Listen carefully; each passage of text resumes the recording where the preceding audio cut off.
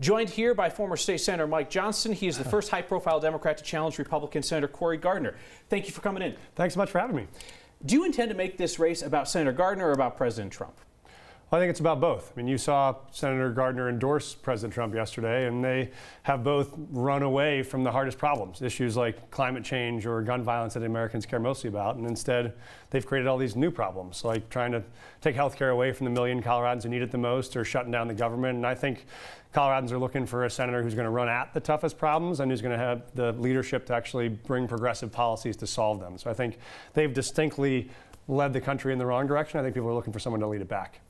I'm curious what you think Democratic primary voters are going to want. Do you think that Democrats should be talking about impeaching the president? I think the Democrats are going to be most focused on how do you defeat the president and how do you win back control of the U.S. Senate. I think that people care a lot about who the next two Supreme Court appointments are going to be. I think they care a lot about government that will lead aggressively on progressive policies, whether it's health care or a real immigration reform or whether it's on education or the environment. They're going to care about, do we have leadership in Washington that will actually represent the values that Coloradans hold? The question, though, was too early to talk impeachment or appropriate? Well, I think until we see the Mueller report, I think I would wait and see what those facts reveal. If those facts reveal that in fact there are high crimes or treason, then that's a fully appropriate conversation to have. You came out of the gate today with your announcement talking about climate change and talking about gun control. So I want to lay down some quick markers on both of those issues. On climate change, do you support a nationwide carbon tax? So obviously climate change, I think, is the most pressing question of our time. I've come out aggressively on things like 100% renewable energy plan. We're going to come out with a comprehensive energy plan over the next month and a half. One of the reasons we announced today was to get up and start building a team and building policy platforms, raising dollars. We'll do a more formal launch this spring with a full policy platform. But I believe that it's time for real aggressive stances on climate if we're going to stop what you experienced this week from the polar vortex all the way down to wildfires this past summer. So I think it is the most pressing issue. So to be determined on a nationwide carbon tax, nuclear energy, part of the solution in your belief or not? It has been part of the solution. I think it has a lot of risks, so I'm much more excited about expansion of wind and solar and hydro that I think can both create a lot of economic opportunities and are safer. Last question on climate change. There are Senate Democrats that want to end subsidies and tax breaks for oil and gas companies. What do you think of that? Yeah, I think those are appropriate steps to say if you want to have more of a market where we can allow renewables to compete, for them to compete fairly, there shouldn't be subsidies on either side. I think that renewables are becoming more and more affordable, and we know they're better for the environment and for our economy. So I think they will compete well on a level playing field, but you got to make it level. On the issue of gun control, what do you think about a nationwide ban on semi-automatics? So I think there are a couple of big things the country has to do to get real sustainable gun safety. Colorado's done some of them, like universal background checks, like magazine limits. I think red flag laws are going to be crucial right now. I think assault weapon bans are appropriate. I think those are going to make the most dramatic difference in terms of gun safety nationwide. I don't think that outlawing semi-automatic weapons has to be the next step. We have almost every pistol in the country right now as a semi-automatic weapon. Mm-hmm. What you want to do is really cut back on the assault weapons that are these tools of murder that we have in the streets and movie theaters around the country. You mentioned universal background checks. So would you like to see nationwide background checks on every private sale? Absolutely. Okay. And that's worked in Colorado, as you know, Kyle. We've stopped thousands of people who are felons and shouldn't have gotten access to guns because of the bills that I helped support and pass in 2013. So it's proven very effective for Colorado, but we need it for the whole country so you don't have someone buying a gun off Craigslist in New Mexico and driving it into Colorado. So those are the things that we hear a lot of people talk about when they talk about gun control. What people are less willing to talk about is what they will privately say is the only thing that could do something about America's gun violence epidemic, and that is removing the number of legal weapons in this country. What do you think, broadly speaking, about the idea of something along the Australian model where you either incentivize or tell gun owners that they must turn over weapons? Well, so I think the most pressing issue on this we don't talk about is actually the threat of suicide. Right now what we know is about 70% of gun deaths in the country are from suicide. And so of course mass shootings get a lot of news, as they should. They're heartbreaking. What we know is the biggest way we can stop gun deaths across this country are to prevent suicide. And that is why something like a red flag law, which says if we know that you are at risk of being mentally unstable, where you might use a gun to hurt yourself or to hurt someone else, those are folks we ought to be able to go through a judicial process to remove guns from. I think that is the most highest impact lever to reduce gun violence is to focus on those folks that have mental health issues. Do you think the idea of an Australian-style confiscation plan to reduce the number of weapons is just not something that's feasible in the I don't US? think that's practical in the United States. So you got into the race this morning, and I got a stack of emails from all these national Republican groups jumping all over you, and it reminds me of the race for governor in which you lost the Democratic primary. A lot of Republicans would tell me that you were the Democrat that they feared the most. The Republicans don't want anything to do with you. Your problem is, though, with all due respect, a lot of Democratic primary voters don't want anything to do with you either. You finished third in that primary. What makes you think you're going to fare better in this Democratic primary?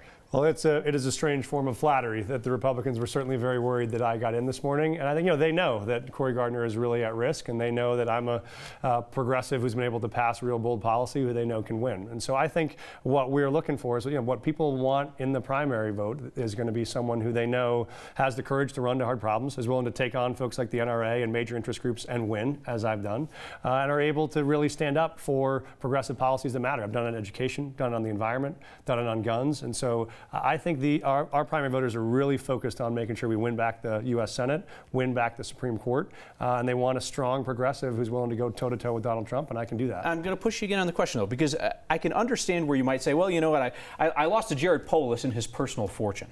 But you finished third in that primary. What lessons have you learned that you're going to apply to this primary? I learned a lot. I mean, obviously, I started that race with, 1% name ID statewide. A lot of folks didn't know me. I've been to all 64 counties. I've been to almost every bakery and brew pub in the state, maybe only second to you.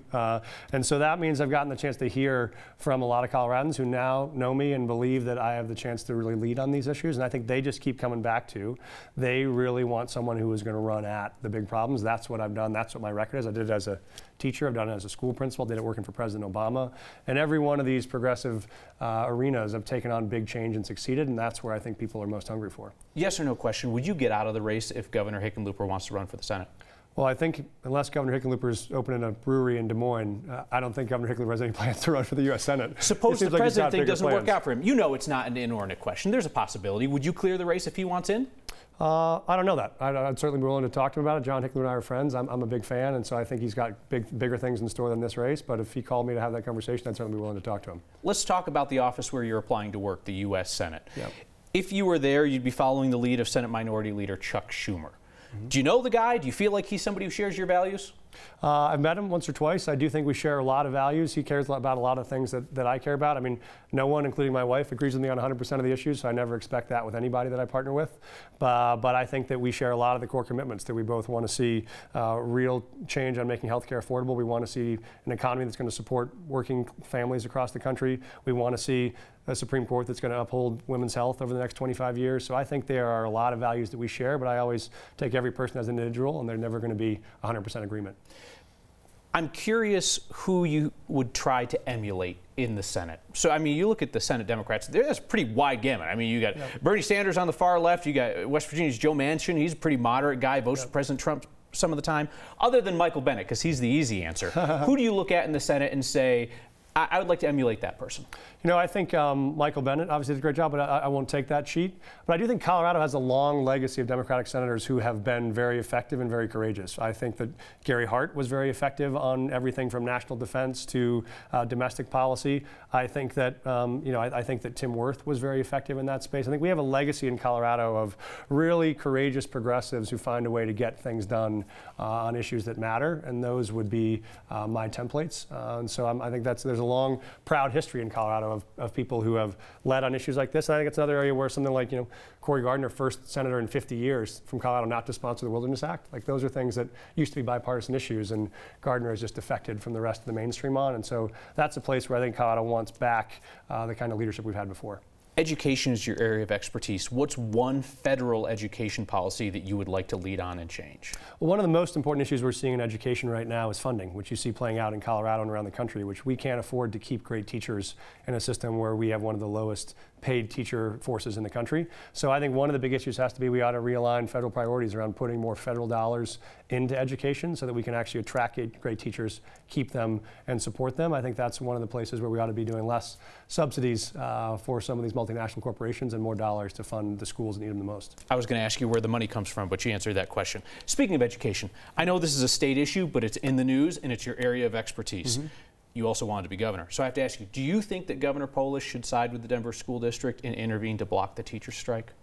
Oh, I think that he should step in to resolve that strike, and I'm optimistic that he will. But this, for me, is a perfect example to why Colorado is going to hit this funding crisis, which there's been no problem in DPS for 25 years. But if you keep cutting budgets over and over and over, and teachers can't make a livable wage, they have to stand up and say, you have to pay me more. I think we got to find a way to do both. Yes, you have to pay every teacher in the system a far stronger wage to keep them. And yes, we still ought to have priorities to encourage teachers to go to hard schools to serve, where kids need them the most. So I think there ought to be a way to do both, and we have to find a way to give those districts the resources where they can pay teachers more and they can afford to support the schools that need the most support. And we know the governor's involved in trying to broker a resolution, but should that not come about, do you think he should step in and block the strike? The teachers want to strike. I believe there's going to be a solution to that strike. I think there is a way for the governor to help push and to help support the teachers' claim and to get dollars that they need to support pay increases. One last question for you. What do you think the chances are that Senator Gardner is not the Republican candidate for U.S. Senate in 2020? That either he bails for the private sector or he loses a primary challenge? I think that he's right to be worried. I think he's dramatically out of step with where the rest of Colorado is right now, and that's probably why Mitch McConnell and his friends are worried about me getting in this race. So I don't know if he steps back out or defers to someone else, but I think any Republican who's going to follow Donald Trump 92% of the time is going to find himself with very hard sledding in Colorado, because that's just not where this state is. And so whether it's him or someone else, the Coloradans are going to look for a candidate who has the courage to be Colorado. That means standing up for values that are ours, not Trump's. All right, Mike Johnston, thanks for coming in. Look forward to our next conversation. Thanks so much for having me.